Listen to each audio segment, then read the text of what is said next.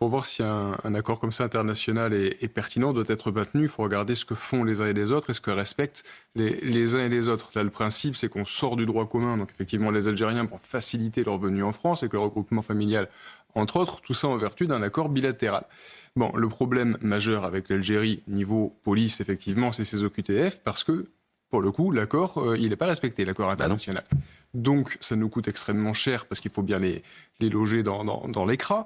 C'est également un coût sécuritaire parce que dans l'ECRA, aujourd'hui, on ne met que des personnes qui sont dangereuses. Par manque de place et pour essayer de préserver la société, on met des retenus les plus dangereux dans les centres de rétention. Sauf que sans laisser passer consulaire, ils finissent par ressortir et donc ils représentent un danger dans nos rues. Et puis, il y a l'impact sur la crédibilité de la réponse de l'administration, parce qu'au bout d'un moment, ça ne veut plus rien dire. OQTF, obligation de quitter le territoire français, il reste là.